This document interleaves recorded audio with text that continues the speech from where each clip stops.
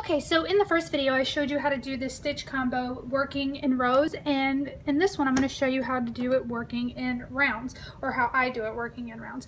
In the rows, if you remember, the chain one counts as a slip stitch. When working in rounds, I do not count it as a slip stitch because I was finding that I kept skipping it and decreasing. You want the wrong side facing you when working in rounds doing this part of the stitch, which is not the double crochet row or round, but the slip stitch double crochet round.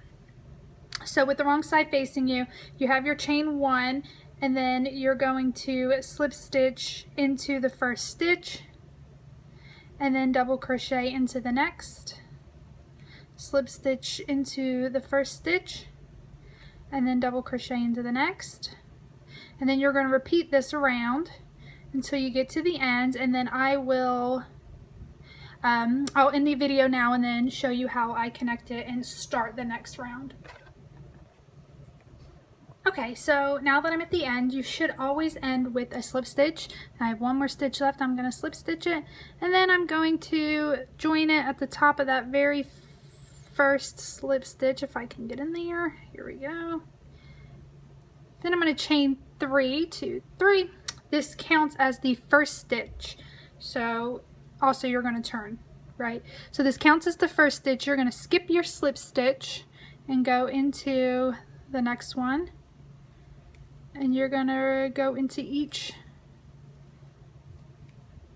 around.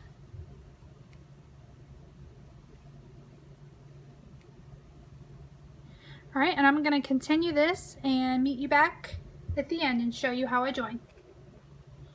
Okay, so I am at the end of this. I have one more double crochet to make, and then you join it to the third chain of the first double crochet, and then you're going to chain one and put your wrong side towards you. Then you start the process over. One second here.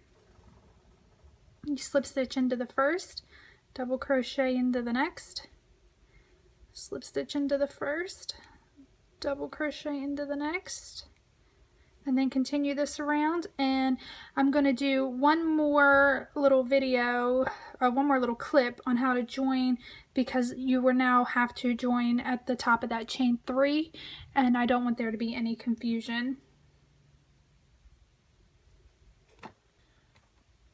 Okay, and then finally, I'm at the last of the row here, so I double crochet into that one, and then the slip stitch goes into the chain, top of the chain 3, and then slip stitch to join, and then turn the right side facing you, and you can already see it's creating this texture. So just make sure you count as you go along. You can use stitch markers if that helps. It does get easier once you get used to looking at it. I hope you're enjoying this pattern, and thank you so much. Bye-bye.